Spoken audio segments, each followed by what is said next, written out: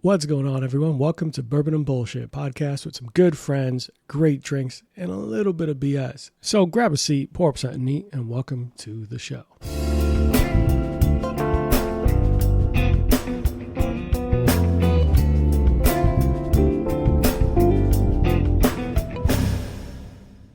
What's going on, everyone? Welcome into Bourbon and Bullshit. Today, we're actually doing something fun and unique. We're actually taping or filming or recording, whatever you want to put it, at beautiful Winter Park, Florida, at the Courtesy Bar. And today is a big day because to all that who know me is that the Courtesy is essentially part of my origin story. I never really got into bourbon drinking or mixology drinks until I discovered the Courtesy downtown Orlando. But across from me, the man, the myth, the legend is Billy Maskers. Hey, what's up, Billy? How are you doing? Hey, how's it going, guys? Thanks for having me on. Appreciate it. It should be a good time. Oh, it's going to be a fucking fantastic time. So, guys, this has been a long time coming. Billy has been someone that I've gone to for every cocktail question. He's been around. Actually, part of a pretty pinnacle portion of my relationship is thanks to Billy. So I was dying to get you on, man. I'm happy you're here. Me too, man. Me too. Good. And normally we do a drink of the day, but of course, why the fuck would I be pouring a drink of the day when I'm across from Billy? So, Billy, tell us about this drink that you poured for me and what it is and what's in it. Cool. So you have one of our new rotating cocktails. So that is a Violet Beauregard. So I figure bourbon bullshit, got to have some whiskey on here. So that is going to have Rittenhouse rye whiskey in there, Pasubio Amaro, a blueberry pomegranate syrup with a little bit of vanilla and cherry bark vanilla bitters with a little bit of sarsaparilla. Guys, he made something I could never fucking make. So this actually looks beautiful, man. What inspired this drink? And I'm going to drink it right now while you tell us a little bit why this came up. So one of my favorite cocktails is Lion's Tail. So that is one of the few kind of bourbon cocktail or whiskey cocktails that has lime juice in there. So I really kind of enjoyed that. And I wanted to do kind of like a summertime version of that. So I figured that with the vanilla, the blueberry, soften it a little bit, still get some nice baking spices, a little bit of that sarsaparilla in there too. This is fucking fantastic. What was the name of this? The Violet Beauregard. Violet Beauregard. And it's part of your rotating menu, correct? Yes, sir. And so this is your summary. Jesus, I don't even want to talk anymore. I just want to keep drinking. Well, yeah, man, this is delicious. If you guys are in Orlando, most of our listeners are in Orlando. I have a couple people who listen to the show in Alaska, New York City, Colorado, Texas, a couple other places. Dope. Yeah. Dope. But if you're ever in town, let me know. It gives me an excuse to come down here and get an extra cocktail with us. But Billy, so we talked about briefly that first and foremost, I mentioned I met you at the Courtesy. There was a brief time though, like you guys were that brief time for a very long time. You were in downtown Winter Park. Tell us a little bit about the history of the Courtesy and what went on there, what brought you into that building, and what just everything about it. Because now that you're in Winter Park, a lot of people are like, oh, did you guys hear about the new bar? Yeah, it's been a crazy change. Like So we were downtown Orlando for 10 years. And it was funny, the dynamic. I mean, you've been there a million times. So we're just the space was about half the size that we're in. So, we're talking maybe like 45 seats. And that might be a little bit of a stretch. Hopefully the fire department's not listening to this. But yeah, we were tiny, man. And we were right next to the most opposite kind of place that we could be, Saddle Up, which was that college bar. Do you remember that? Yeah, Saddle Up, the college cowboy country bar. Yeah. Jesus, how many times did fights pour over from there to your area? A couple times. But it was more so like just some college kids blacked out thinking that we're part of the Setup. It's like, hey, bro. No. This next door. Like, oh. But 10 years strong there. Yeah. So we were actually the first craft cocktail bar in Orlando, followed shortly after by like Hanson Schuer, Pear in the Woods. So they came in a couple months afterwards. But yeah, we were there for 10 years. And now we've been over here for about a year and a half. But it's been a wild ride moving from over there to over here. Is there a little bit of you that sometimes misses the downtown spot, or are you just, nah? For me, nah. No. Too much chaos? Yeah, so like to me, like all kind of like cities kind of up and down and like ebb and flow. But towards the end, man, like I hate to say it, but it's like there's always homeless, like kind of like harassing the guests. Yeah. I can't tell you how many times I cleaned up like human shit, like outside the front door too. But it's just like the parking was always a bitch. It was. So there's all these other factors where I feel like so much was alleviated. And we've done our best to try to recreate the same atmosphere, but it's definitely not the same. But, for me, it's like everything always changes, so you just have to embrace the change. Of course. Yeah. And for those who have never visited the downtown spot, he described it as smaller, obviously, but it was always quaint. It was always real personal. Yeah. You got to know the bartenders. You got to know the people who work there, the bar backs. You got to know the regulars. You know how many patrons? I'm like, oh, I see him every Tuesday. I don't know that man's name, but I would sit near that person every Tuesday. So very different dynamic. Awesome. And Winter Park now, a year and a half, you feel fully embraced and loved by the town? Yeah. Yeah. The one thing that always surprised me, though, is how many people, we were kind of talking about this before the podcast even started, but how many people are like, oh, like, we never heard of you guys. Like, this is really cool. It's like, yeah, we've been around for a little bit. Yes. Working on some shit. Brother, you know how many times I have to tell people, like, oh, man, like, what guy, because for the podcast, I make drinks at home. I learned all this stuff during the pandemic. When I couldn't come to you, when I couldn't come downtown to you guys did deliver and all that, which we'll get into a little bit later. But there was always, people would say, oh, like, where'd you learn all this? I was like, I trying to just emulate what I've seen and enjoyed, and I only got into it because of the courtesy. I every time we visit another city, state, me and my fiance, who you know very well, we try to find a speakeasy, find a mixology bar, find a craft cocktails, and there's always that little, is it as good as the courtesy? Is it? Oh man, that's such a huge compliment. Like, that really means a lot. I'm not even exaggerating. We have gone to Austin, Texas. I've gone to Kentucky several times. I go to New York. I've gone to Rhode Island. I've gone to Colorado. We've gone there once. Other parts of Florida, Georgia. Anytime I visit somewhere, I look for something that could try to keep up. Yeah. And very rarely have I said, I want to go back to that place. Even though the courtesy's always been one of the biggest ones I have the barometer of like excellence for. So guys have been doing fantastic. Appreciate that. We appreciate it. And those cities have some big hitters right there too. Yes. You know, New York, Denver's killing it right now. A lot of big cities that have a lot of cool stuff. Austin. Yeah. And I'm gonna tell you the truth. I will try my hardest to I want to explore new things. Yeah. I'm from the city, and every time I go back, I look for speakeasies or mixology bars. Some of them have a long wait time. Some of them all this stuff, whiskey bars, all that. And I will straight up try like 8. And I'm like, no, that was all right. Yeah. No. Yeah. But awesome, man. Well, so before the courtesy, I know that you've had a long stemming history with the bar industry, and you said you were the courtesy. You were there for the whole 10 years. You've been with them? No. So I've been with the company for about 8. Okay. Josh Call is actually the longest tenured employee. So he started a little bit after they opened. I believe maybe 6 months after they opened. So he pretty much came with the place. But I hopped on about 8 years ago. He came with the place. You walked in, he was already there in chairs. Oh, yeah. That's awesome. Before the courtesy, where were you? So before that, I was the bar manager at Cask and Larder.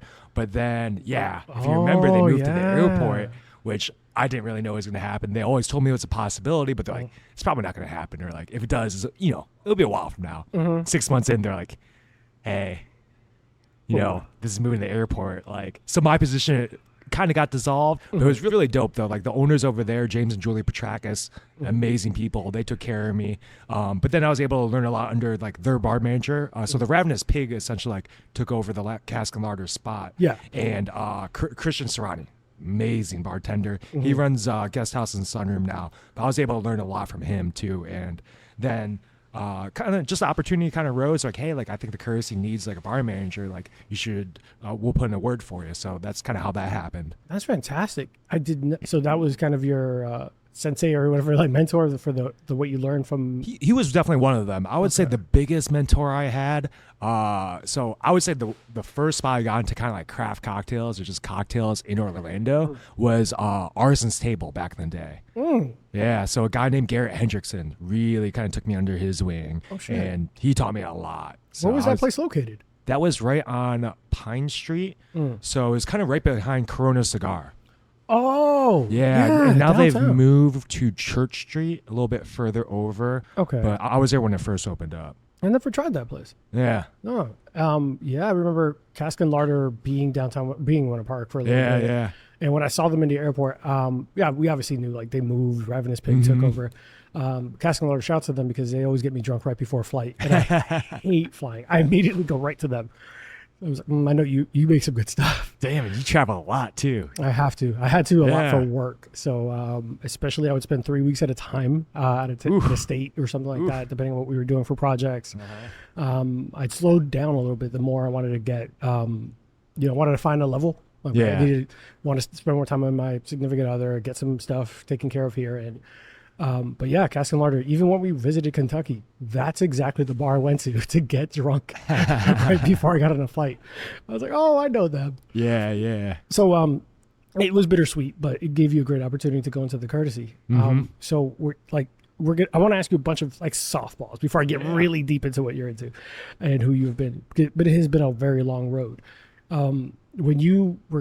What got you into the bar industry? Like where did that like road start? Was it like, hey, so pure accident. I never in a million years thought I would ever be doing this. So actually it was in college. I started doing Brazilian jiu-jitsu, and you need like a gi. And so like I was a poor ass college kid, like any college kid. I was like, I want to start doing this jiu-jitsu stuff. Like it's cool. And but the classes were expensive. I had to pay for like all my room, board, books. So had a job, shitty job. And then like one of the guys I started with, like after a month, he's like, bro, like, why don't you have like a gi or like a uniform? Like, well, I'm broke. I can either afford the class or can I afford the gi and no class. So I was like, hey, like it's a pretty easy answer for me. And he goes, all right. Like come to this bar I run, because he was like the GM of all these college bars I went to at University of Illinois. He's like, all right, I'll get you a job. So that's how I kind of got my foot in the door, just as like a door guy, just like checking IDs. And then slowly I worked my way up to like bartender, assistant general manager there. And then I really just kind of fell in love with it. So I went to school for kinesiology. So like, that's out the window. Yeah. How far into did you like say fuck school, I'm done, and just move on, or was it something that you're saying this might be the future? I love it. I fell in love with it, but let me still have like what I went to school for. Is that something you just moved away? So for Not me, to get really too personal. No, you're good. So like originally I was like my major was like kinesiology, like studying movement. So I thought I was gonna become like a physical therapist. But once I started like doing like some shadowing over the summer, once I started becoming like a junior, senior, I was like, oh, this isn't really what I want to do. And I was like, yeah, and like for me, I would have to go to like grad school too. I'm like, I knew my heart wasn't really into it either. I'd have to take like the GRE. So I started studying for the GRE, but I was just so burnt out at school. And like after shadowing too, I'm like, man, this isn't like clientele I want to be working with. But I always loved like the aspect like bartending, like the social aspect, like that kind of hustle and bustle, like, and definitely being like always like playing sports. I was younger. Like once you're like in the zone and like you have when I was bartending in college, it was super shitty bartending, but it was like super high volume. It's hey bro, whiskey, Coke, rum or Coke, but you're 10 deep. So, it's almost like this high you're getting off of like, you're just so in the zone and serving so many different people at that time that I really enjoyed that aspect of it too. That's awesome. I love how you said it like, shitty bartending. It was just whiskey, Coke, Jack and Coke, Jameson and gingers. Like what was the most often like ordered shitty cocktail? Oh God. We had these terrible things called fish bowls. I don't even know. Looking back at it, oh my God, looking back at it, it's like blue carousel. Like I don't even know how we were allowed to do this. It was like gem clear.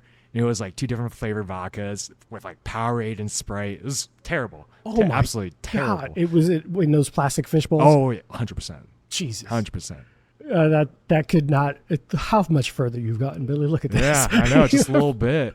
But the one thing I'll say about that, it taught me speed. So a lot of these young kids, like now who only do craft cocktails, they've never worked in these high volume spots. So once it gets busy, like they can't really like amp it up. Like I kind of came from that high volume, so I'm used to being kind of fast. Yeah. So me just learning, having already that basic technique of like how to go fast, how to take like 10 orders at a time and not forgetting that and kind of moving forward has still helped. But it's definitely way better than 10 whiskey Cokes, 10 rum and Cokes, that kind of thing. That's fair. Especially in a college bar. I'm imagining there's some crazy stories there of tossing people. And University of Illinois must not have been the funnest area right away, right? Like as a bartender, you're in the weeds a lot, or was it pretty chill and everyone was a great crowd?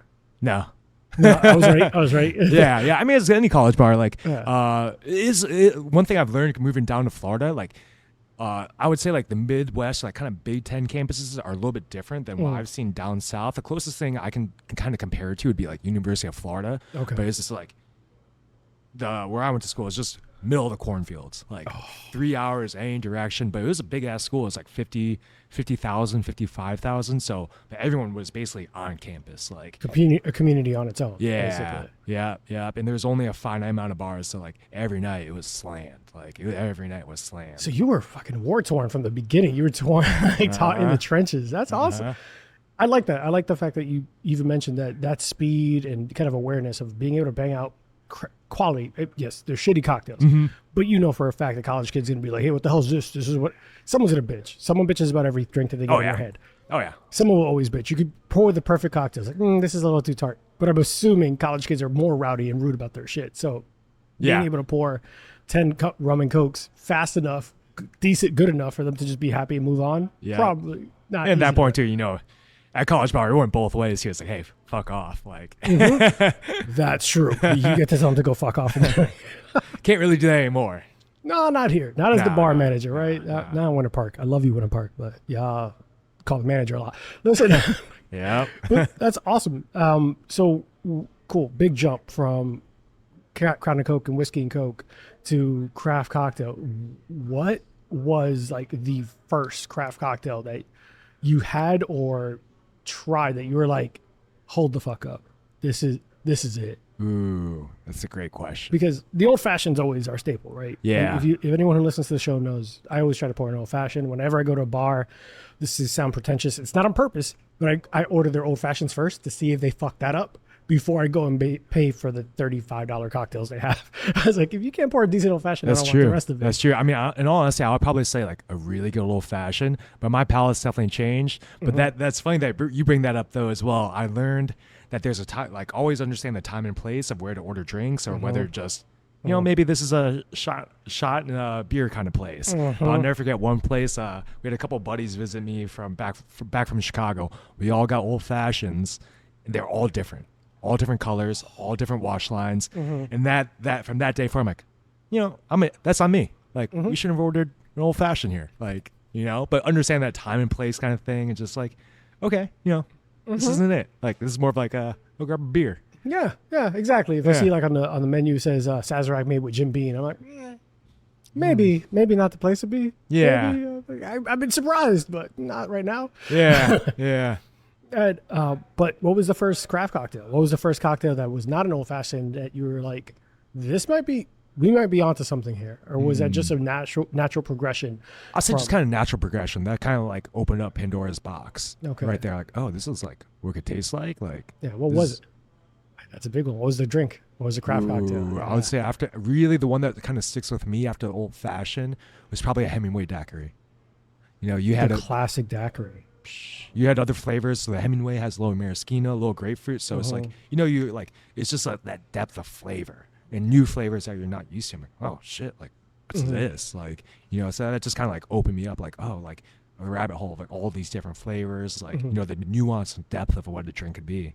That's awesome, man. Hemingway daiquiri is not what I expected. I don't know what I expected, but that wasn't it. So also, I'm old too. So you know, like when this first started coming up, I don't know if you're as old as you. Fashions, as old as you think. Moscow mules, like, you know. So that was like the whole like start to it, you know. And then you started kind of delving deeper and deeper, and like now it's kind of crazy. Like I have these kids that are like 23, 24, like even just coming in like, oh yeah, let me get like a Black Manhattan. I'm like, bro, like, I was not ordering this shit when I was like 22. With like, Amaro Averna and all that stuff. Like yeah. They're ordering Black Manhattan. Who is bringing these kids up? Wild, right? Yeah. Even I've got bartenders, like obviously you see a lot of new faces. We've grown a lot. But, you know, I've got some killer bartenders that are like 26, 27. That's who were just way further ahead than I was at that point in my career. But like now it's like, I feel like cocktails are just so much like out there now that everyone's knowledge base has just started significantly earlier. Yeah. And that's 100% fair. I think cocktails have been elevated, especially over the course of like the last 5 to 10 years, right? We went from Four Locos and Mad Dog 2020s to, hey, I want to go somewhere. Let me get an old fashioned. Oh, let me get a rotating old fashioned. Let me get a Sazerac. Let me get earlier we brought up Lion Sale, a New York Sours or clarified milk punches, and you start seeing people, especially with influencers, how quickly people are just upping their game. No one's really there for Jameson and ginger anymore. Yeah. And it's wild that a Black Manhattan was one of the things that you saw someone order here. Yeah. Order at some point. Yeah. Like these young kids are like ordering the like black Manhattans. They're like, let me get old fashioned with like, like Old Fisher. I'm like, well, one, you're from Rollins. Yeah. You got mom and dad's credit card, but two, like, I'm kind of impressed. Yeah. I'm kind of impressed, but also, really? Are you sure? You sure about that? Yeah. I'm like, all right. I'll pour it because I'm in charge of you. Yeah. But all right, so the Hemingway daiquiri was your first like, we got something here. Yeah. It just like a bunch of different flavors I wasn't really accustomed to. I'm like, oh, that's cool. Aviation too, like, the creme de violet, like, wow, just a bunch of different flavors that I expect to find in a drink. So where did you try that one? I would say like, I would say honestly, probably when I started working at Arson's Table back in the day. Arson's Table. Yeah. All right. So when you had it there, you're like, okay, there's something here special, different, and I want to be a part of it. Did you start immediately wanting to come up with your own drinks, or was it just highly like zoning on the classics? Tell me that coming of like into it story. Ooh, so back in that time, like when I started, there's only those three cocktail bars. It was like the Woods, Hanson Shoe Pair, and the Courtesy. So luckily I got a break at Arson's Table where I was actually just hired as a server, but like I was like really into it. So I was like doing my own research. I was making all my like tinctures, syrups, like stuff at home, but that's one thing. Like I was definitely like I am very self-driven. So like I was teaching myself, I was reading all these different books. Like I was just asking a ton of questions. I'm sure I was very annoying, but for me, like, it was all about like I wanted to learn, so I was just trying to learn as much as I possibly can. But during those times, like those three bars, like no one left unless it died. I mean, dying is a little bit of exaggeration, but but like no one left. There was no other places to go. So I finally, after I feel like I outgrew Arson's Table, I got a break at the Woods because I would always go over there. I'd always bug the GM, Brian Minkle, love him. But I kept on bugging him, like, dude, like I started out as a cocktail server there. I'm like, I don't care. Like I want to come here. I want to learn. Like I love whiskey. I love scotch. So that if you remember, were you ever at the old Woods before they sold, when they had like 700 bottles up there. Oh, the old Woods was gorgeous. Yeah. It was gorgeous, and it was a unique spot up top. Like you're talking about the one right across the street from you guys, right? Yeah. I would there a couple times. I took my significant other there, and it was one of those nights. It was just, hey, we want to try something. Let's see if something could compare to the Courtesy. No offense to the Woods, it did not. At least for me. At least the ambiance, the vibe, everything that we were going through. But yeah, I went there. It was a gorgeous spot and a unique place for sure. It did change a little bit over time, but yeah, when I first started there was like so much. There's like 700 different bottles. So I finally convinced the manager to get me on as just like a cocktail server. I'm like, and that worked my way up. Like eventually became a bartender, and then that's actually where I met Carlos here too, and then brought him on over here. And then eventually made my way over to like Cask and Larder and then the Courtesy. That's awesome. In the Woods downtown, they're still there, but it's a very different vibe now. Yeah, right? So the owners sold, so now it's like a Latin nightclub, I think. I don't know. I saw it online, and it came up looking like we would get bottle service, and it's just like, that's not the Woods I know.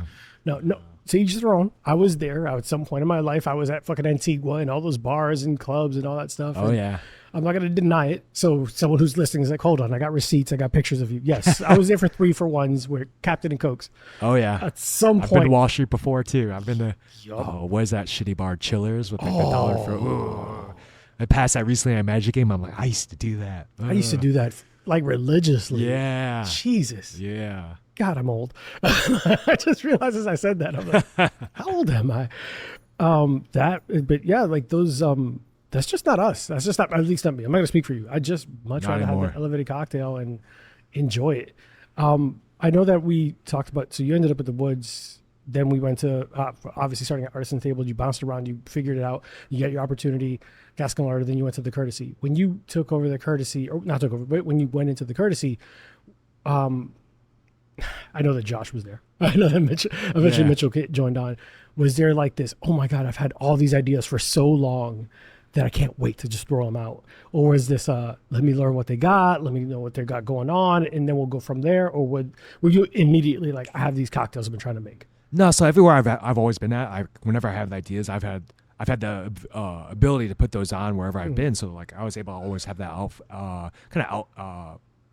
output, or outlet to like make those drinks. But my first place going to anywhere new, just kind of seeing what's up, like seeing just kind of seeing what everyone's doing, seeing what everyone's doing well, seeing where there's some improvements that can be made. So I'll just kind of go in for the first couple weeks and just kind of a little bit more observe. Okay. Just try to see what everyone's strengths, weaknesses are, where we can improve. So for me, when I look at that, I'm a little bit more business minded. That's awesome. Yeah. You found the happy medium between business and creative. And just trying to see all the personalities too. Of course, I knew most of the guys, but work dynamics a little bit different. So just really trying to understand how the business operates before I just go in and be like, I'm the bar manager. We're gonna do this and that. Like, no, I want to understand the business first, see our strengths and weaknesses, and kind of move on from there. All right. Before we take a break, I want to ask you one random, tough question. Not really tough. Have you rolled out a drink, made it, and said, "Shit, this is awful"? Never for a guess, but I've had every once in a while. It hasn't happened lately, but every once in a while, like in my head, because most of the time, I think of the drink in my head with the flavors that all work together. I'm like, usually work in the first or second try. I've had a couple. I'm like, oh, this is dog shit. Like, what was the worst? Honestly, I can't remember, but I definitely remember one. I'm like, oh, I just scratched an entire idea. What was the idea supposed to be and how to end up? Oh man, I cannot remember. I want to say it was. Man, this was years ago, but I will never forget it because it was so bad. And because sometimes I'll have an idea. I'm like, okay, it's just not where it's at. Like, we'll just work on it. Like whatever my idea was, like it just wasn't the right approach. This was just like, oh, that drink's dog shit. Like just dumped it immediately. Yeah. Scratched the idea. I'm like, let's move on. Yeah. What was the spirit? I want to say it was tequila based. Those are tough to manage the flavor profile too. It was just a bad idea. It was just a bad idea. Every once in a while I have one like that. I'm like, oh, this is terrible. Well, terrible. No one saw it though. So. No one saw it. It's hidden, stricken from the record. Yeah. Yep. All right, guys, we're going to take a quick break. When we get back, we're going to pour up an actual bottle that Billy has a unique opportunity to choose his own adventure today. So we have Weller's Full Proof, Old Forester's 1924, and E.H. Taylor Barrel Proof. We're going to talk a little history about it, not too deep because we've talked about Buffalo Trace Distillery, George C. Stagg, William Lloyd Weller, obviously all the colonels and all the ex-military that ended up getting into the distillery game. But we will be right back. But make sure you tune in and check out the Courtesy online. Be right back, guys. Hey, guys, while you're listening to the show, we know that you might want to partake in some drinks with us and enjoy the libations. Here at Bourbon and BullSh, we ask that you drink responsibly. Don't drink and drive. Avoid Amazon one-click buy. And for the love of God, do not text your ex. You do not need that kind of closure. They've moved on. So should you, Joseph. You should stop Facebook stalking. She knows. She knows. Now, all jokes aside, don't do anything dumb. Take care of yourselves and be safe. Thanks, guys. Now back to the show. All right, guys, and we are back. So, of course, typically we do a first pour, but because we are around an expert, much more so suited to this than I am, and we already joke about that I'm a novice. We're gonna dealer's choice. Billy picked the Weller Full Proof Blue Label bottle. Even though this is a relatively new one to the run for Weller, I'm gonna. You know what? Screw it. We're just going to turn right over to Billy. Billy, can you tell us a little bit more about this bottle, why you picked it, and any history on it? So, of course, the Weller I picked because Weller, of course, all the Buffalo Trace stuff, all the higher-end stuff is very hard to get now. But Weller especially is very tough to get in Florida, whereas like a lot of my friends in Chicago, they would get so much Weller that they could put it on their menus. Jesus. Blew my mind. But yeah, one thing I love about this, like the whole industry too, is all the rich history. And sometimes not the best history, or everything's a spin, So William LaRue Weller was more of a distributor and like a sales, like a wholesaler, and like a sales rep. It wasn't the actual distiller. And then he hired on Pappy Van Winkle as a sales representative. So Pappy Van Winkle, crazy history about that, crazy following with that too. But Weller too, and I feel like this kind of goes back to my root where. I really started into bourbon with like weeded bourbons. So, they always say Weller's kind of like a poor man's Pappy. It's essentially like the same juice as Pappy Van Winkle. Yeah. What's unique about these and the big difference about the Blue Label, I think this only dropped in like 2015. It's pretty recent. It's a pretty recent one. 2015 or something like that. I'll find out. I'll fact check myself later. But the Blue Label goes at 14 proof. Yeah. It's a little higher in proof. It's a relatively new one in the run. Everyone's familiar with Green Label, their special reserve. That's their bread and butter. That's what everyone goes. That's not super hard to get unless you're in Florida because ABC has a really weird contract with those distributors. So for those who don't know, and I don't like just hinting at something, you do your own research. ABC Fine Wine and Spirits has a contract with Weller, specifically that brand, that they have an exclusivity clause. You cannot buy it from another retailer at all in Florida. You have to go to Georgia. You have to go anywhere else, and it's more common, which has its built-in scarcity now. And that bottle is hidden behind something called the ABC Vault. So if you get Weller in real life and you have so many of them that you want to ship them to me, let me know. I should send you my address. I'll put mine out there too. Please do. But the bottle overall, Poor Man's Pappy, it ends up coming in around the same flavor notes, just slight differences in age is what they tell you. It's Weller's 12. Comes in very close to the traditional, I think, Lot B. I think is a Weller Pappy Van Winkle 15-year Lot B. I think that's the one that comes really close in flavor profiles. But they decide this isn't as good as I want it to be, and then they just put a different label on it. Yep, and that's something that took me a long time to get, is just the certain lots for the rick houses, and just the certain areas in the rick houses too, where there are just these certain kind of sweet spots that the distillers just know are like produce the best juice, just based on like airflow, temperature as well too. Took me a long time to figure out. Yeah, and it's so unique. We've talked about part of the reason why we're not going too in depth about Buffalo Trace. We've talked about them all the time. It's one of the most well-known distilleries, and they have this long line of. It almost feels like they were collecting infinity stones of distillers and bottle brands. So they have the Elmer T. Lee's, they have the Buffalo Trace, they have the Eagle Rare. And that's a funny thing about like different distilleries, that they can buy up these old brands. So like another one that was Weller used to be made the Stitzer the Stitzer. Woo, we've been drinking, but that their distillery, and they actually used to make Old Fitzgerald, Cabin Still, and Heaven Hill actually bought up those brands. They also used to make Rebel Yell. Luxco bought up that brand too. So it's all these, and now we're kind of time to where all these brands that went to funk because of prohibition or just hard times, that they're being brought back and bought out by other distillers. Like even now, the Stitzer Weller distillery has been back open since 2014. Diageo reopened it. Yeah, Diageo. With Blade and Bow. Yeah, exactly. I was about to say Blade and Bow and Castle and Key might have been part of the ones. Is that yes? Castle and Key's one of them? Yeah. And it's so crazy because I've done the tour a couple times, and they tell you about this long line of these former generals, admirals. Was it Edmund? Admiral Hammond Taylor, whatever, E.H. Taylor. Yeah. He was a former, like in the military. He came back and he said, hey, I want to make whiskey. He said, well, I get it. I understand. Yeah. Out there killing people. But Weller was one of the brands that they bought, made it their own, and now it runs through them. And they have so much so many unique flavor profiles, including the white label, the CYPB, as a choose your own. That was part of a whole thing. I don't know if you ever knew about that. That was created online for like choose your own adventure, almost for bourbons. Yeah. That was a weird one. But we're gonna go ahead and drink it now. Enough talk and more drink. Cheers, Billy. Hopefully, cheers, brother. To many more. And I don't know which bottle you're choosing today, but one's yours. So I've never had this. Ooh. Jesus, this is good. Yeah. This does not taste like 114 proof. No, not at all. But what are your thoughts? You tell us what how you feel about it. Definitely would not. If I was just blind testing, I wouldn't guess 114 either. You know, it's very round. Obviously, it's no chill filter too, so you have a little bit more like a viscosity to it. I get some nice like kind of like cherry notes on there too. Yeah, there's a little bit of vanilla there in the back end. I love it. I'm actually not mad at. No wonder it's fucking that highly sought after. What's really funny about it is with wheated bourbons, I expected to have a different flavor. Like I'm not the hugest fan of Special Reserve in comparison. Yeah.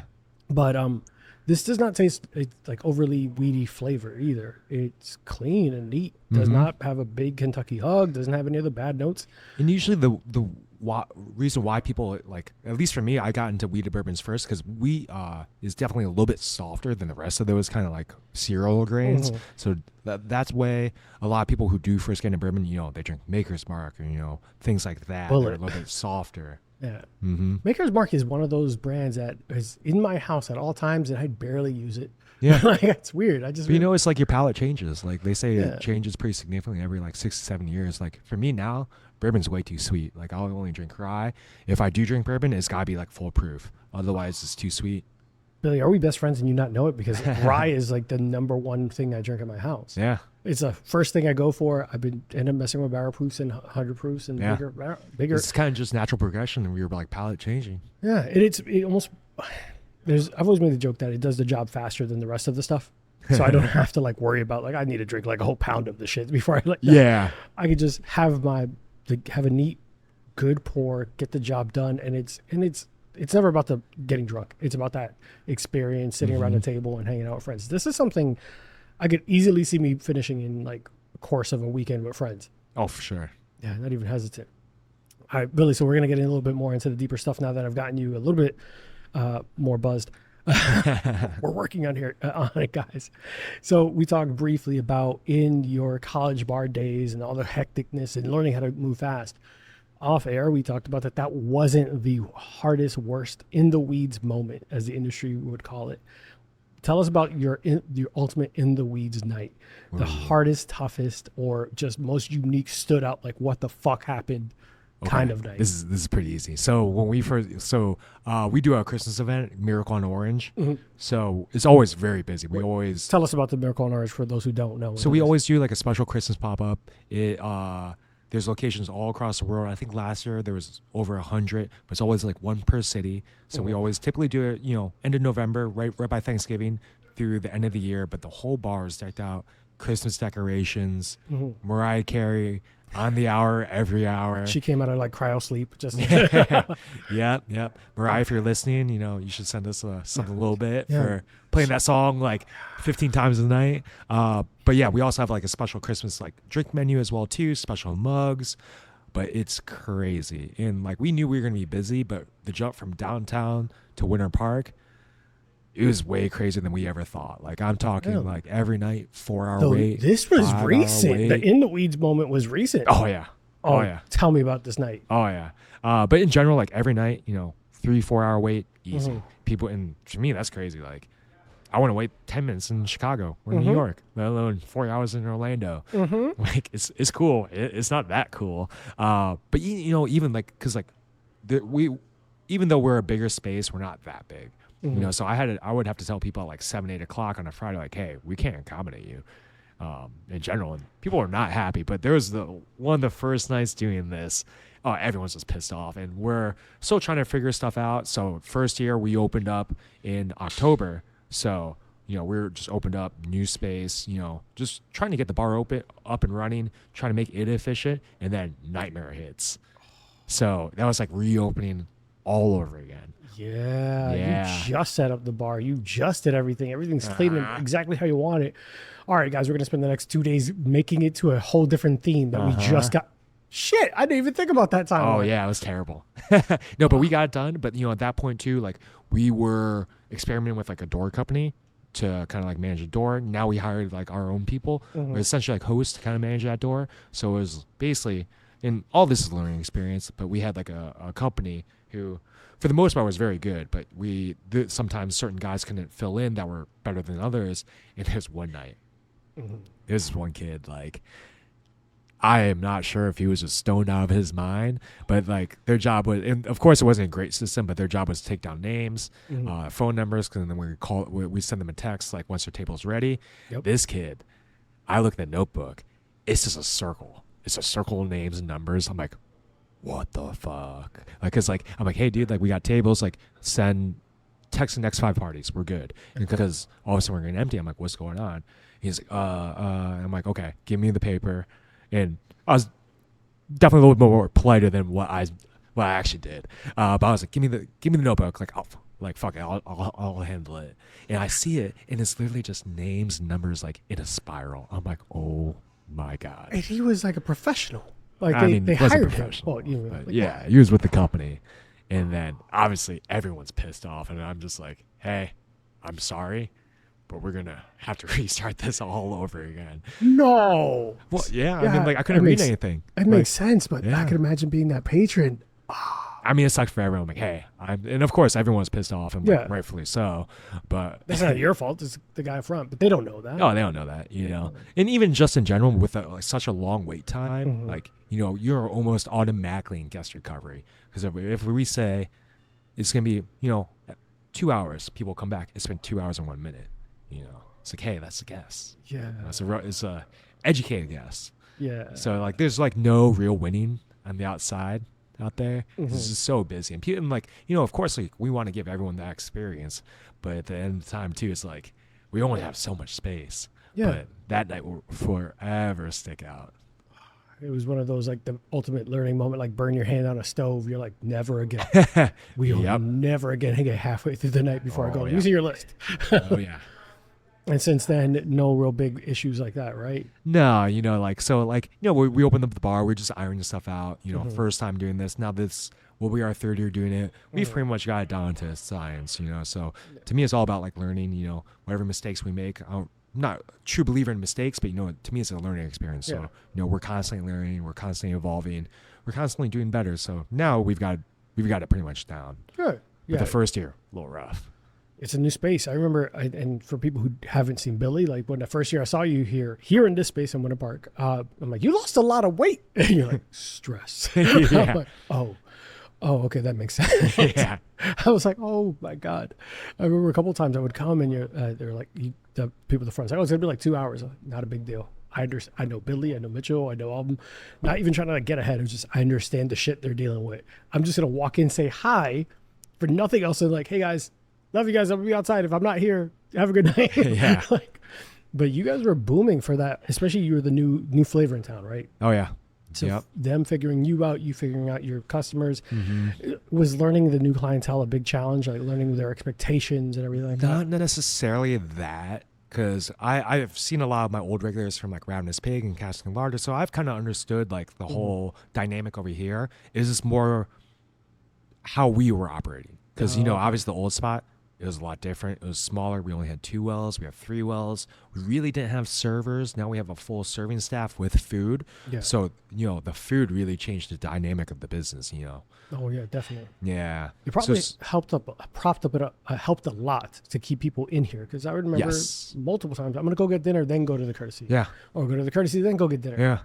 Right. And how'd you like that change? Oh, I mean, I love it, but I would like, it just changes service. So, like, you know, with drinks, everything's much faster. You know, people come in for food, people come for dinner. It slows service. So it's just understanding that different aspect of how the business runs kind of took us a little bit of just like figuring out exactly how we want service to go. That's fair. You have to know the new dynamic. For those who are, obviously you guys can't see this, but every time I can, I've been drinking more about this weather. I think we're about the same spot. Yeah, I was like, I like this. It's delicious. It's actually really fucking good. And when that was your big night in the weeds that made you choose, hey, I'm no longer dealing with the service, if you're done with that company, or was it a little bit longer? Like, I'm going to give them another shot before you just hired and trained your own staff? No, we were too far in it. I couldn't hire and train them by the time. But I was like, hey, you give me 1 to 2 guys. Like, if not, then you're here. But we had a long conversation. And the owner of the company came out and, like, did the door himself. So I tipped my hat off to him, you know. But after the night, like, just because, like, to get everyone trained up how we want to do, like, it was just infeasible to do that within, like, you know, 2-3 weeks left. Like, it just wasn't possible. But the next year, we changed that. That's fair. That's fair. And I think, to your point, you get to know your system, your people. You get a little bit more control and understanding of where that person is. And they kind of understand, like, our values, like, what we do. They kind of have a better understanding of the business overall as well. So it helps both ways. Right. I mean, tell the listener a little bit more about, like, I know that you guys pride yourselves in putting out a quality product, putting out a great experience.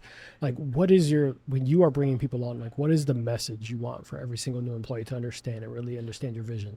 Ooh, okay. So I know it's tough, right? Putting you in a little bit of a spot. No. So I tell during every interview, I'll say, like, my big 3 staples are 1, mutual respect. You know, like, no matter where we're at in our careers or anything, like, everyone will respect one another. Never want anybody to feel uncomfortable coming to their job. It sucks. Big thing too for me is communication. Communication is huge. Okay. I think not only just in the bar, where I've some of the best employees or best boss I've worked for had clear communications, clear expectations, and, you know, some of the poorer ones, you know, like roles weren't well defined. So, you know, regardless of any industry, I think communication is very important. So I tell my staff that, you know, if anything, I'm going to over communicate. You know, you're probably going to be tired of hearing me, but, you know, I'm going to over communicate. And the last thing is efficiency. You know, this is all a job. You know, we're all here to make money, but like, let's be efficient. Let's work smart. Yeah. Why bother doing something twice? Do it right the first time. Get it right. Communicate. And communication is going to be key to that. Yeah. I think so. I've been in previous leadership roles and been a manager forever, and like I've always preached that, like, bro, like, why are we doing this twice? Yeah. Let's do it right the first time. Yeah. Like, don't waste each other's time. Yeah. Time is the most valuable resource. One thing we can't get more of. I'm gonna make that a soundbite. Time doesn't. It is. You're not wrong, man. And you have to. I know you're well aware. So I've worked in retail space and I've worked in hospitality space in minor roles, nowhere near to your capacity. But it's always been about bad experiences stand out. Bad experiences stand out. And when you have a patron and there's word of mouth and people tell me, oh, I've been there. It was fucking awful.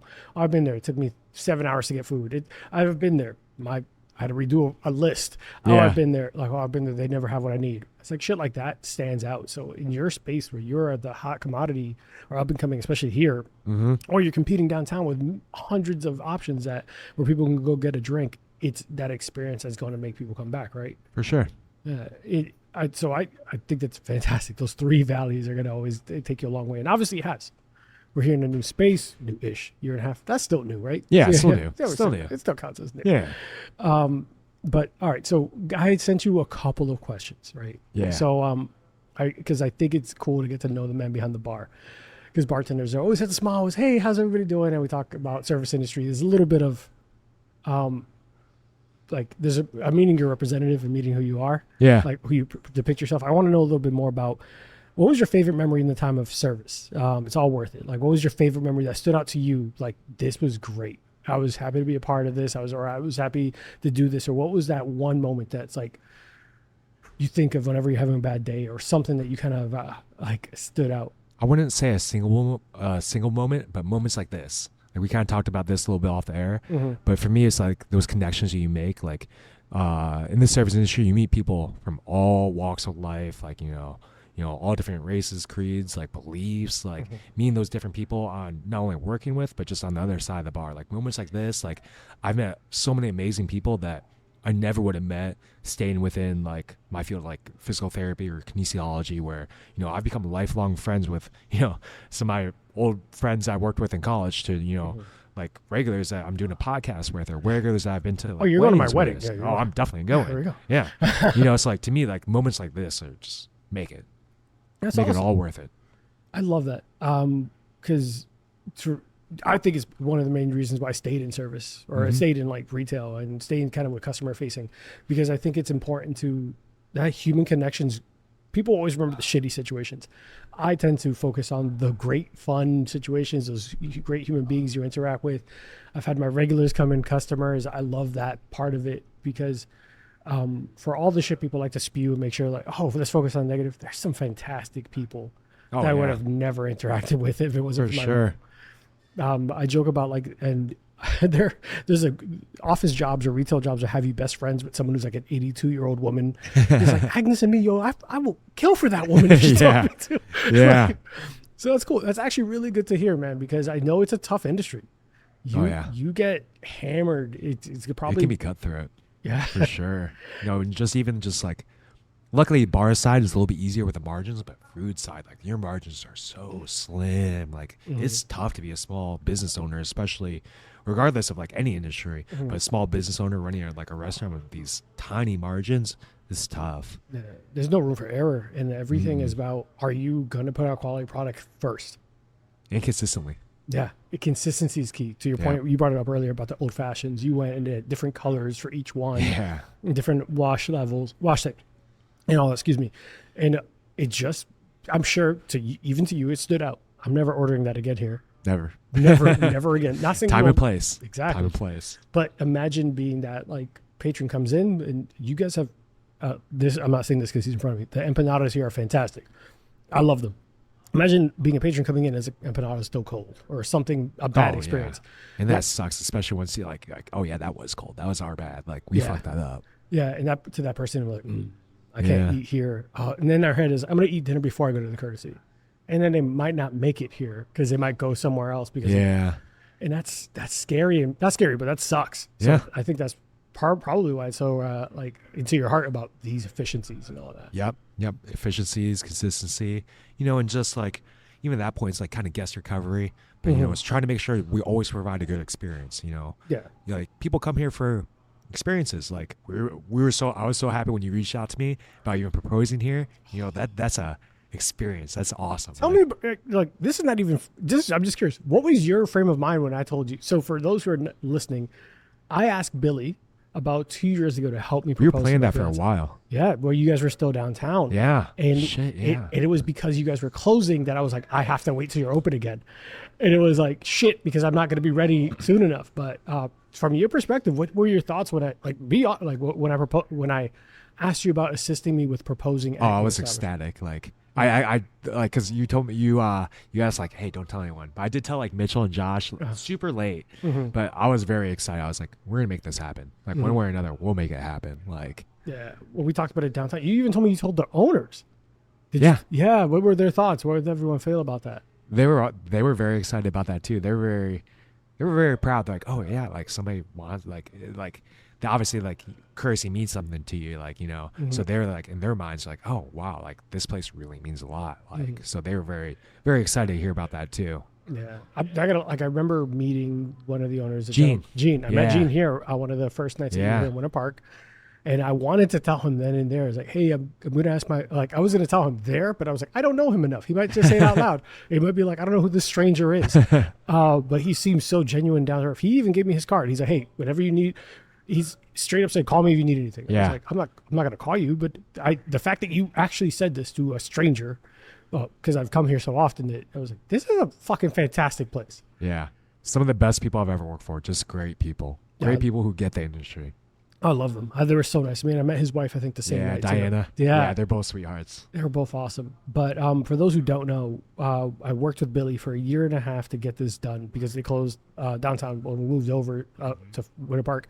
They still hadn't rolled out the drink making classes. The goal was to trick my now fiance, at the time my girlfriend, into participating in a drink making class with all my friends, make it into a group activity, and propose there.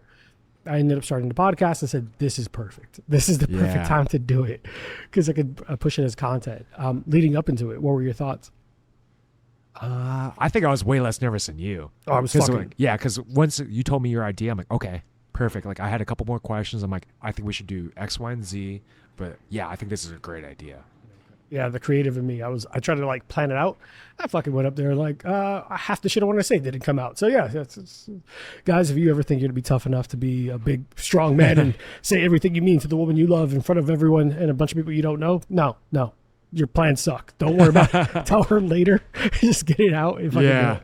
But it was a magical, great moment, which is part of the reason why today he gets to pick a bottle to take with him. I appreciate it, man. But I was very excited when you asked me. I was like, it doesn't matter. We'll make it happen some way, somehow.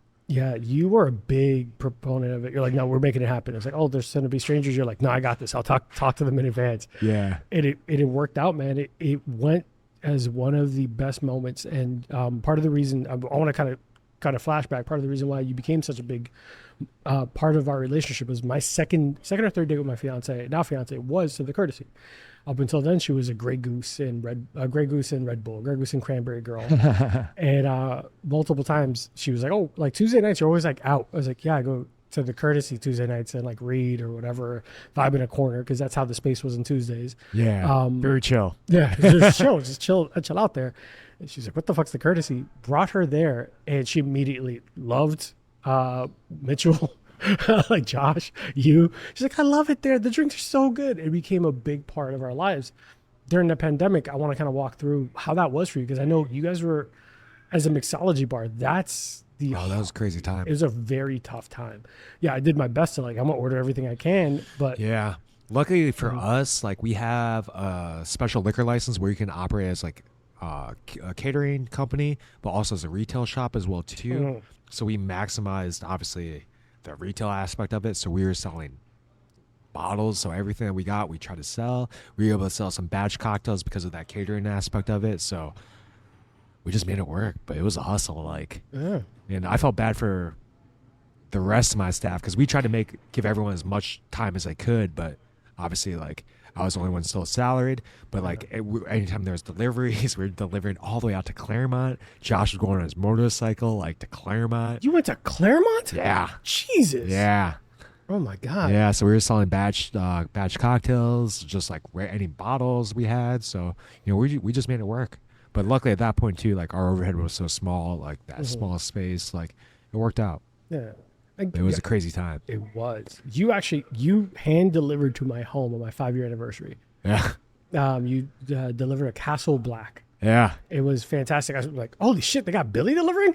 I was like, fuck, I started telling all my friends at the time. We were part of the Full Frontal Nerdity podcast. Yeah. So that one was a much bigger podcast. Up and coming. Shut up, guys. Mind your business. With that one, I just kept pushing. I was like, hey, if I could, I will expend my life savings to keep this place afloat if I need to. We appreciate it. Did you see this big, almost like effort from all your regulars to make sure? Yeah, it was really amazing, especially right away. Like, it was really cool seeing all the regulars like come out and support, just buy as much cocktails as they could, But it was a weird time for everyone, But we definitely appreciate all the love. Yeah, that's awesome, man. And I'm glad I'm not gonna lie. There was moments I was like, I don't know, I don't even need anything right now. I was just gonna go buy their bitters. I'm gonna go pop up and buy a bottle that they have on their spreadsheet. So, was there a moment where, just honestly, was there a moment during that time where you're like, I might have to get into something else, or was it all like, nah, this is it, I'm making this work? No, so always gonna make it work. That's just kind of my mindset. But also at that point, yeah, go ahead. You can pour your own, but you're going to make it work. So we're refilling, guys. Mind your business. Yeah, so always going to make it work. But it was like, in my mind, there's always like I was always told there's, 3 things that will never fail. Like in sales, like sex, alcohol. And drugs. Yeah. One of those failed, So I was like, damn, like just kind of rethinking a little bit. But overall, like, we just kind of pushed through. Like, but definitely did think, because like I did have a lot of friends who ended up changing careers because of that. I'm not sure if you remember Marcus, who used to work a lot of Tuesdays too. I think so, yeah. Yeah, but he ended up changing careers, does computer coding, killing it. Yeah. Like definitely a lot of people rethought their career after that. Yeah, the pandemic, that whole new normal, I hated that phrase, but 100% it changed the way people were operating in general. We saw so many more people work from home, do jobs that could be remote, and taking a lot less stress of being physically in front of somebody. Yeah. So we ended up, like, you guys were one of the I saw so many bars like, yeah, we're closing our doors. Yeah, restaurants. Yeah, we're closing our doors. Yeah, I'm like, fuck. Especially Chicago, New York. Like, yes. Not only a ton of just places, but a ton of great places. Yeah, it was not just you're like, oh, McDonald's is failing. I don't care about those. But the ones that like owned by like Jose, who came over here and brought all his culinary skills from Spain and blah, blah, or like these mom and pop owned like Asian restaurants and all this stuff I remember going to. I'm like, oh, I hope they survive. Oh, I hope they survive. Oh, fuck. There's a Jamaican spot I used to go to for like Caribbean jerk chicken. I was like, please don't fucking fail. I found myself spending more money during the pandemic to just support the things I love. Yeah. Wild time. Yeah. I'm glad to hear it, man, because I knew that we supported. I knew my friends supported, which is all like 80 of us. Yeah. But I didn't know how the rest of... No, it was really nice. All the regulars came out and helped us out a lot. It was really nice. That's awesome, man. Good. It was cool too. It was kind of fun for us too, going out, because remember all the shutdowns and everything. Yes. So we were like out because we were working and dropping off bottles. At that point, we were able to get away from our significant others at the time. Oh, you're right, because so many people were stuck at home at that point. I worked pharmacy retail at the time, so I was like, no, I went to work like every day. Oh, okay, yeah. The only thing about the pandemic I missed was zero traffic. So. Oh yeah, that was nice. That was so nice, especially in Orlando. Like, it's so bad now. The roads were so empty. I was like, oh, this is great. I'm essential, motherfucker. I was such an asshole. All right, so we talked a little bit about getting to know that process where you bounced around a couple places, your industry, your first mixology drink, the Hemingway Daiquiri. For you guys who don't know, he mentioned it briefly. He rotates menus. He comes up with concepts. He comes up with ideas.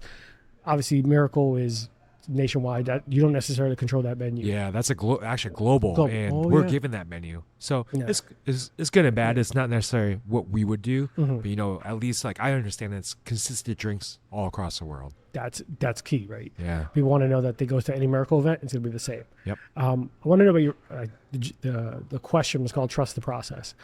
What goes into making your menus and drinks? Like, tell us about the process, how the team presents them. I know that there could be presentations from a bartender like, hey, I have this. Yeah. Tell me about that process. So that's the one aspect I really love here is where I've worked at other places, it's like one person does a menu or like maybe 2 out of 5. But here, everyone gets the opportunity to present. You know, we kind of maxed it out. Like everyone can present like 2 drinks. You have to sit down with like me and the owner first, and we'll kind of taste it, give some feedback. But everyone has an opportunity to present drinks. You know, of course we have to like fill out the menu. Like we have to have like a stirred bourbon drink or a stirred whiskey drink. We have to have, you know, a vodka drink. We have to, you know, we kind of have to fill out the categories. Okay. But at the end of the day, like, you know, it's a group vote. Like, you know, like if there's ever like a tie, like we vote. So everyone has a say. Everyone has the opportunity to present. Everyone has the opportunity to grow. So every bartender kind of gets their opportunity to shine and say, "Hey, I have this drink idea. Yeah. Try it."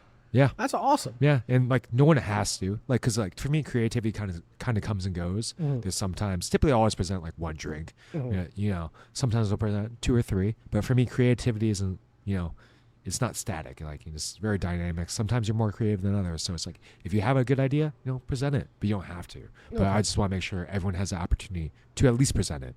What's your personal process for when you're trying to come up with a drink? Do you choose a spirit first, or do you have a concept in your mind? Or do you have a flavor you're trying to achieve? Like, what does that look like?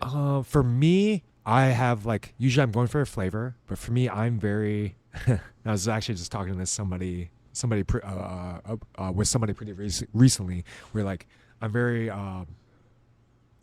what's a good word? I'm very functional. So like for me, like, you know, I'm definitely not as creative as other bartenders. Like Mitchell's super creative. There's other bartenders that are way more creative than me, but I just definitely know the fundamental like recipes. So for me, it's all like a plug and play with different flavors. Like, okay, so you establish you're going for this flavor first. Yep.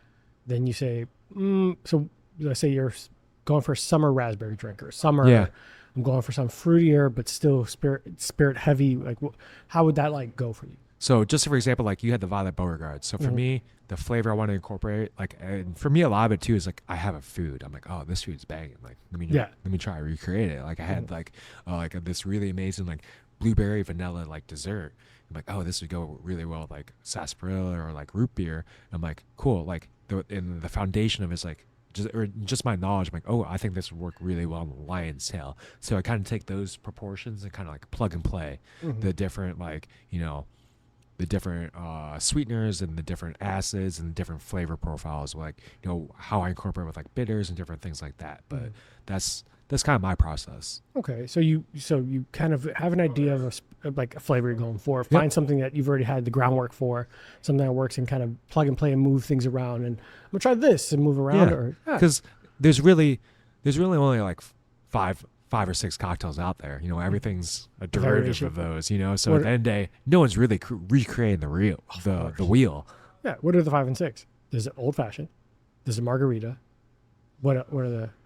So you have the margarita. You have like old fashioned, like a daisy. Yep. Daisies are almost all sour. Margarita is more like a sour. The daisy.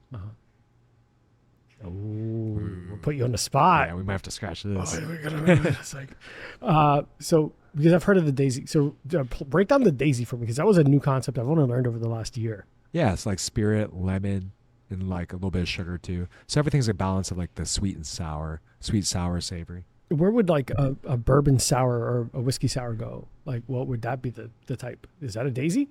Yeah. Yeah, that's what I thought. I was like, that's what I was remembering. That'd be like lemon. And then typically a sour would be with like lime. Okay. I was thinking, because I was looking up the New York sour, and they're like, yeah, that's a daisy. I was like, excuse me? Like, it says 6 drink basics are the daiquiri, the Jack Rose, the Manhattan, the martini, the old fashioned, the sidecar. Does that make any sense? We'll put a bit in that. Yeah. We'll put a bit in that. So, all right. So we talked about kind of your process, everything like that. And what is the thematic aspect of it? You just did the Lunar Year. Yeah, which was the Lunar New Year. Unique to you. Yeah. So we did that about 5 years ago. Felt like a year or 2 ago. But we did that with one bartender here and another one of my buddies, Ricky Lynn. Shout out. Awesome guy.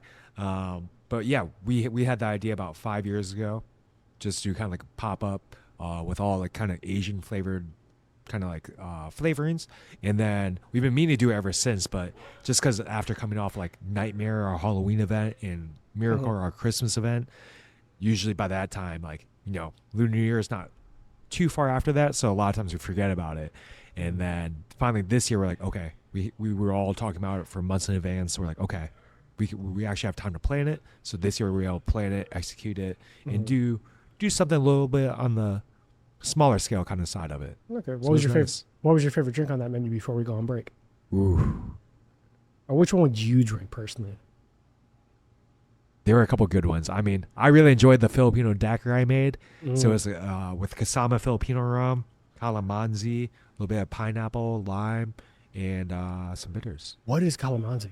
Calamansi is like a Southeastern Asian fruit, kind of a cross between like a lime and an orange. Oh, shit. I've never had that. Yeah. I might fuck around and try that sometime. Yeah, very tropical. All right, guys, we're going to take a quick break, and we're going to refill probably in a moment, and we're going to switch over to E.H. Taylor, but enjoy a word from our sponsors. Their Excellency, Prince Prospero, cordially invites you to their deviant masquerade, far from the pestilence of the outside world. Join the Big Bang Boom Collective for their revival of a dark burlesque fantasy at the Orlando International Fringe Festival, May 15th through the 26th. 7 sinful performances will be in the Peach venue. For more information, go to orlandofringe.org or follow at Red Death Burlesque on Instagram. See you there. All right, guys, and hopefully you enjoyed those words from our sponsor. Midnight Fables Cabaret, actually, this is a pretty big deal. They actually won recently the opportunity to participate in the Fringe Festival. So during the month of May, you'll see their shows. It's going to be themed around the Mask of the Red Death, which I am tasked with trying to make a cocktail for the Mask of the Red Death, and for the a couple of Edgar Allan Poe books for our sponsor, Midnight Fables Cabaret. But we are back during the break. We finished off that Weller Foolproof pour, and we have moved on to Old Forester's 1924. I'm not going to dive too deep into it because we've discussed Old Foresters before, but they did debut their 1924, the newest expression in the Whiskey Rose series, a 10-year-old bourbon with a new mash bill. I know it's going to seem very trivial, but they went from a 72% corn to 79% corn, which should give it an overall sweeter finish. This bottle does come in at only at 100 proof compared to 114 proof that we just enjoyed. 50% alcohol by volume. This bottle makes an important point in Old Forester's 153-year history. Typically retails at about $100, give or take, depending on who you know and who you don't know, because, times is tough right there for anyone hunting bourbon. But we've discussed them before because Birthday Bourbon was one of my favorites. 1924. I've actually never had this. I'll be enjoying this with Billy for the first time. But Old Forester is a Brown-Forman's founding brand, founded in 1870 by George Garvin Brown. Brown believed Old Forester was so pure and consistent that he sealed it, signed it, and pledged there's nothing better like it in the market. Obviously, you hear about Old Forester for all those fans of the movie The Kingsman. There's the Statesman brand, because how good is a distillery when they make a brand run for just a movie as a gimmick and it becomes part of their main staples? The Statesman was one of the ones that just was like, hey, this is just supposed to be like a flash in the pan. Yeah. It sold so much fucking bottles that they're like, hey, we should keep this. like keep this in here. Overall, Billy, tell me what you think about Old Forester in general. Like, is this a brand you mess with often, or something you drink often? No. Yeah, so Brown-Forman, especially the Old Forester stuff, some of their higher end stuff is definitely phenomenal. Their distillery is gorgeous. Mm-hmm. I've been there twice. Yeah. But you love their stuff. What's the most? Well, so far I actually have never had this one, and I'm surprised it's not bottled in bond, because it meets a lot of the requirements. It's 100 proof. It's over 4 years old. Curious why it's not bottled in bond. Yeah, I thought it was unique too. And the bottle and bond at some point became almost gimmicky, but it still makes sense. They hold true to it. They love their Heaven Hill is also really big on bottle and bond. Yeah. A couple of these companies still do their bottle and bond, and I love that. I love that story. I love the history to it. Yeah. But you're right. That does, like, as I'm looking on all the stuff I have in front of me, because I didn't memorize it. I have the memory of a goldfish. It does fit those requirements. It's unique. I wonder what makes it different. At least has 2 of them, but Bottle and Bond is making a huge comeback too. Like, I wouldn't say when I first got into bartending, there's only 40, maybe 50 Bottle and Bond whiskeys out there. Now it's over doubled. That is, we talked about it earlier. We even talked about those elevated craft cocktails, right? So we have people who are now ordering you Black Manhattans. That new expectation of the new spirit. Just new knowledge. Yeah. Now, there's so much of a bigger base, and I like to blame hipsters. I love them. I love to blame them, Anthony Bourdain, and all that for the popularity of bourbon in America and bringing it back, the resurgence. But it's such a different level of things, right? Like that Bottle and Bond Heaven Hill was one of my first Bottle and Bond bottles. Yep. Obviously, very different distillery. And they're a big proponent of just whole bringing back like the Bottle and Bond. Bernie Lubbers, amazing person, has been a big proponent of that too. Yeah. It's cool because this whole row, earlier when you said that their distillery is gorgeous, you've been a couple times? I've been once, so I was lucky to go to, so I've been able to do a couple of different industry events. And so one of those was called Camp Run Amok. It's basically like a whiskey summer camp for like bartenders. Oh, that sounds like the best summer camp ever. Yeah. Yeah, so it's essay application based. They have typically 2 sessions. So there's actually been a lot of people from Orlando that have gone. I went in 2018. Mitchell went.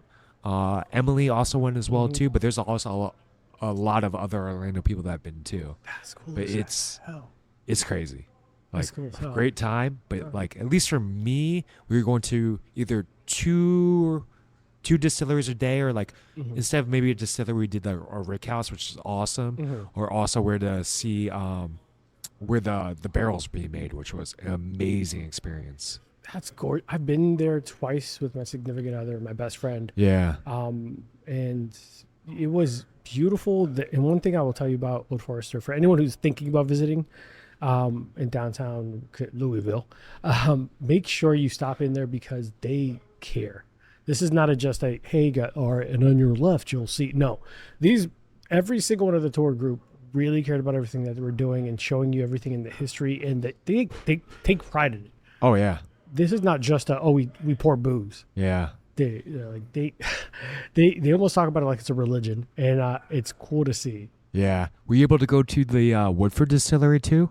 Yes. That's like I feel like movie scene distillery. Like you've got the old race horses running, the white picket fences. Like that is gorgeous. Which also part of Brown and Forman. Yeah. Which if anyone's like, oh, from across the pond, UK and anything like that, and they're like, you want to see like the most American distillery possible, it's probably Woodford Reserve. Yeah. That place is gorgeous. Like I've been to a couple other ones too, fortunately, and like. It's amazing. Yeah. But you're like, oh, that shit's old. That shit's old and gorgeous. Old. Yeah. There's a couple beautiful ones. Maker's Mark is gorgeous. Yeah. Buffalo Trace is massive and gorgeous. And Woodford Reserve is... Woodford's probably the prettiest one. Yeah, I was going to say. It's the prettiest one, and that and Four Roses. Four Roses was Yeah, Four Roses is really good too. But just like the Woodford though, like you're driving up, you get the old race horses, white picket fences. To me, that's just like... That's why I imagine in a movie like a distillery. Exactly. Yeah, that's actually perfectly put. Like it's a Hollywood-esque, like perfect distillery. But we're gonna try this, guys, and hopefully this is cheers. First time both of us trying it. I have no idea what this is gonna taste like. 100 proof. Should be easy.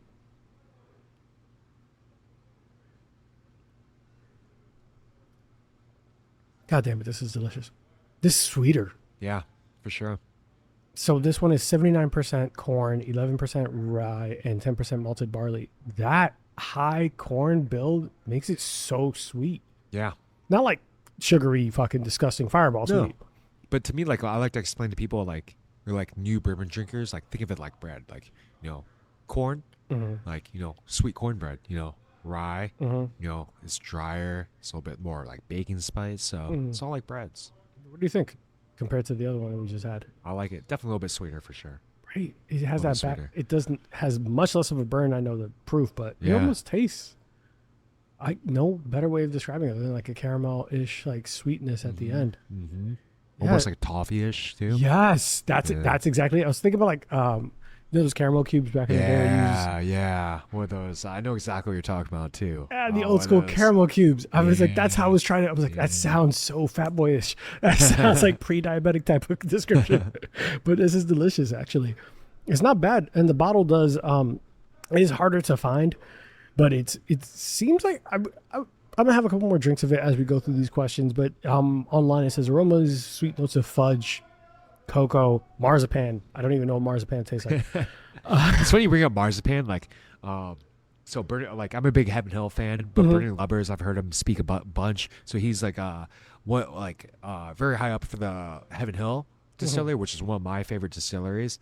But he's like sometimes like people go a little overboard in these whiskey descriptions, like marzipan. What is marzipan? Thank you. We had crazy. We had an episode with a company called the Bar Book. We interviewed them, and they were talking about the Bar Book's a very phenomenal app. We'll talk about it later, but they basically help you create your own flavor profile. Yeah, it's you put in the stuff you like, you rate them, you say the flavor notes you like. And I was on there with him. I was like, look, I'm a common man. Like I'm a very common dude, very basic dude. This what people say. There's over the top, like tastes like tobacco seeds. I have no idea what the fuck that tastes like. It's like we're into some wine shit, like where it's like it smells like cat pee. It's like, what? Like you just fresh look around. tennis ball. Fresh, like, bro. Yes. No. It's like I can't get any of those flavors. Cool. I have an unrefined palate, or I feel like you're being dramatic. It's fun. I would agree with the latter. Yeah. I would agree with the latter. Exactly.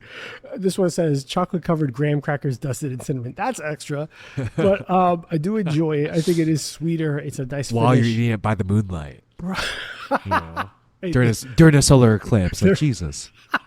Thank you.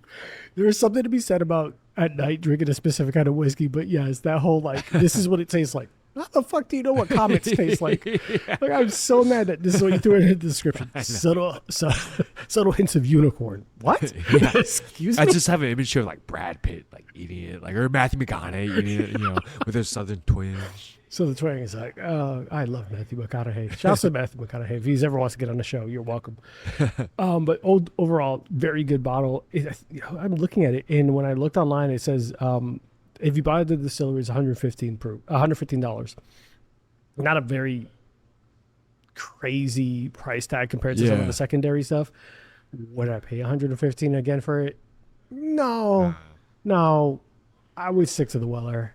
The whole secondary market too is just wild. Like, so we've had like thank you for letting me try the Weller, but like that's yours. That's your not like the Weller, E.A. Schiller, like all that shit's so crazy. So for people that don't know, the secondary market is the market where people buy all these bottles like they want, but typically it's like anywhere from 300% markup to over 1,000% markup. Yeah. Where in my mind it's like the whole Sazerac company and like all these whiskeys are delicious. Don't get me wrong, but it's like, are they worth a secondary price? Like, maybe, no. Like, is it worth trying once? 100% for sure. Like, I've tried all the Pappies. Like, I've paid way too much money for them. I'm glad I did because they're very delicious. But for me as a buyer too, it's like, is it worth that cost?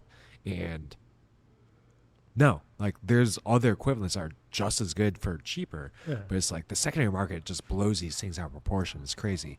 I really just don't understand why like Buffalo Trace or like Sazerac Distillery just doesn't bump up their prices to mitigate like that secondary market. That's actually happening now. A lot of distilleries are starting to pump up their base prices because they realize that their stuff is flying off the shelves to be resold. Yeah. Is that because I was in the retail outlet, we started seeing a big markup on things. And when I was asking like the reps and like, hey, what's going on? Yeah. They said someone up top realized that this could go for more because it is going for more. Shit. It could have gone for more. Yeah. 10 years ago. Yeah. And that's what I had that conversation about it. And to your point, for anyone who doesn't know, because the bulk of my show, we're here because I'm a novice. I'm not an expert. I don't have any certificates. I don't have any degrees. I'm a drinker. I'm a drinker who enjoys having. We all are. Yeah. Exactly. I'm not running around telling you like, all right, guys, and use your left nostril. Use your right nostril.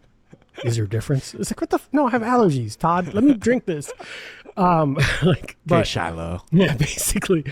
We were talking about it, and one of the biggest markups that's crazy is Pappy in general. Yeah. Retail. Yeah. Like old Rip Van Winkle probably is like a 10-year aged bottle. It goes for like $69 retail. Resells at like $500. Billy, I've seen more. Yeah. Lot B goes for like $800, $900, $1,300, depending on where you are. Yeah. Billy, I'm going to tell you a dirty secret about someone who has a Bourbon and BullSh podcast. I've tried one of those Pappies ever in my life. Old Rip Van Winkle, 10-year. Because I refuse to spend that much that everyone else does. Yeah. I was like, I can't. I think I've maybe tried Lot B. And even to this day, I was like, not worth what you guys are trying to sell it for. It's not worth it. At least that price, for the price that they were selling it, for at least the last time we got like the old Rip Van Winkle, it was like $70. You know, if you mark that bottle accordingly to that $70 price that you're buying it for, it's good. You know, but is it worth like marking up like 1,000%? No, Nope. nothing is. Look, and I'm gonna be devil's advocate. If someone has the means and you want to spend that, do you, boo boo? Do it makes you happy? I don't. I don't. I have a friend who's like, I hunt, but it's easier for me to just pay for it because my time equals money. Yeah, he's like, I'm gonna try that. Here, swipe the card. Instead of me hoping for one day to try it, I can try it. And my counter to that is like, or you can go to a bar, pay for $50 a pour, see if you like it, and never have to spend that grand. Yeah. Like if you that's love my it, thoughts. Like, because you're stuck with the whole bottle. Like, hey, maybe that didn't live up to the hype. Or, maybe it's just like it's not what you enjoy in whiskey. There we go. You're stuck with it. That's always been my point. It was like if William LaRue Weller, like one of the Buffalo Trace Antique collection. Obviously, we're gonna go back to Old Forester, but that was one of those bottles that resells at like $1,650, $1,700. Damn. Yeah, $124 out of like retail. Yeah. And in a secondary, like you go to Bourbon Blue Book, which is I can't believe that exists, but it exists. Someone put me onto it. It's like, this is a real site. It's like Kelly Blue Book, but for whiskey. It's a $124 bottle. Resells at like $1,650 to $1,700. And I'm like, I could just go to like Corona or like the Courtesy and pour it up for like $80, maybe $150. Yeah. Find out if I like it. Never having to spend fucking 3 car payments on a whiskey, 4 car payments. It's crazy that secondary.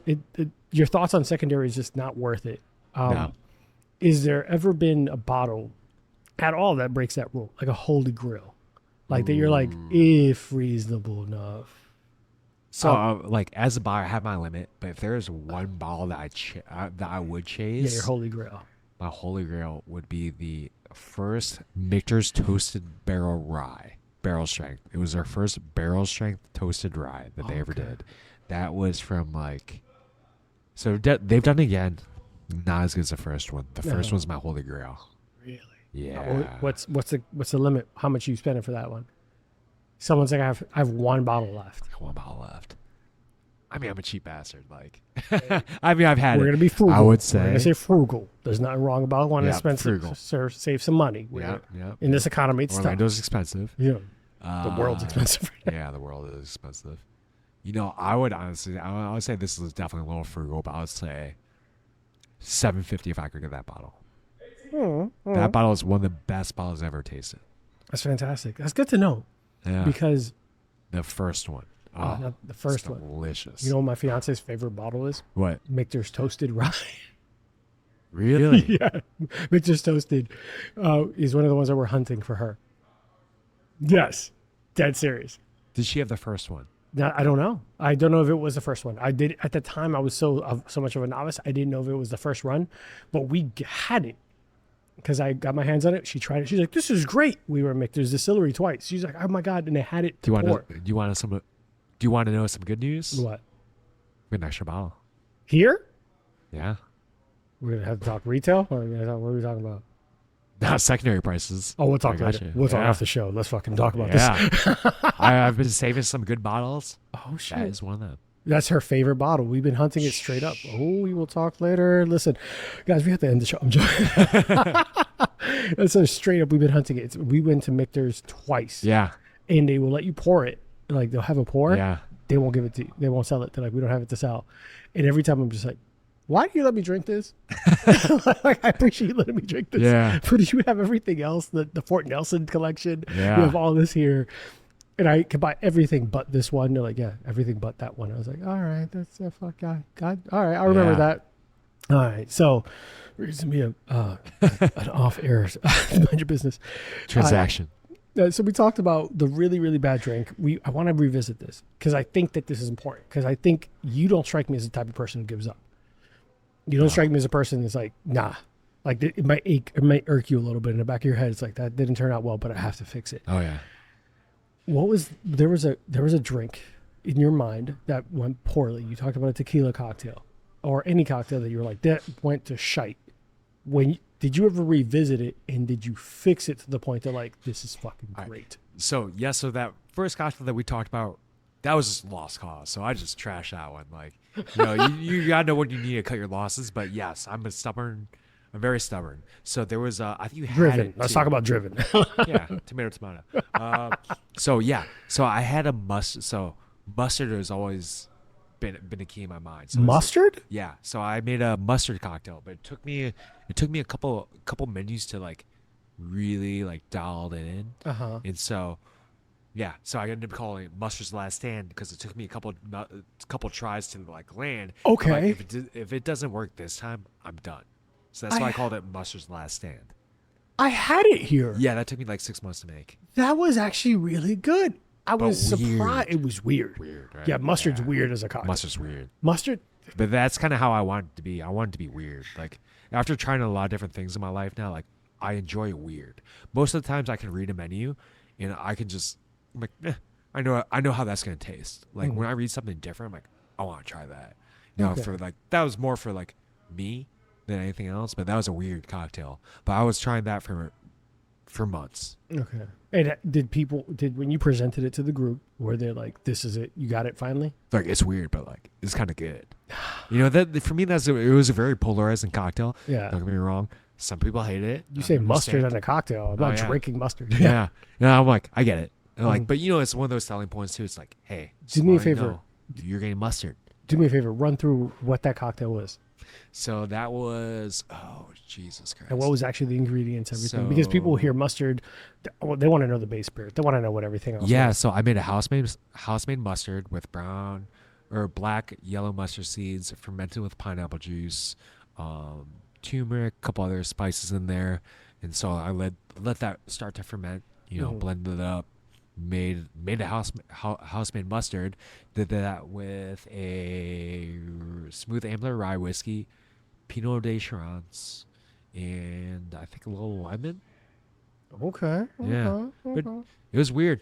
But I remember it being weird. Very polarizing, but some people are like, that's really good. That's what I'm going for. And of course, there's some people like, I don't like it. I don't like mustard. I'm like, fair. Yeah. You probably should have ordered it.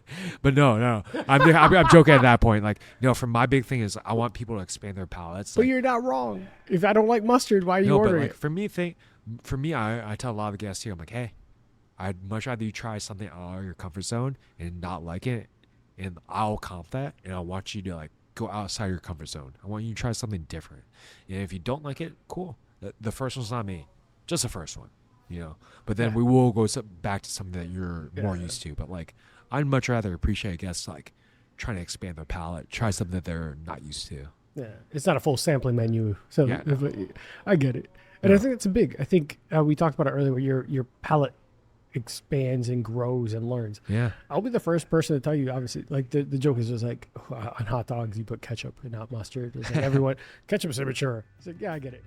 Guys, we are wrapping up part 1 of Bourbon and the Man Behind the Bar with Billy Maskers from the Courtesy in beautiful Winter Park, Florida. Stay tuned for next week when we drop part 2. This episode was a lot of fun. I really want to give a big shout out to the Courtesy for all the support and everything that they've done. Big shout out to Billy and the gang. And stay tuned for upcoming episodes featuring the rest of the Courtesy, including Mitchell, Josh, and the owner, Gene. So we will be sure to let you know when those drop in advance, and of course support local and stop in and let them know Bourbon and BullSh sent you. Take care, guys. Bye.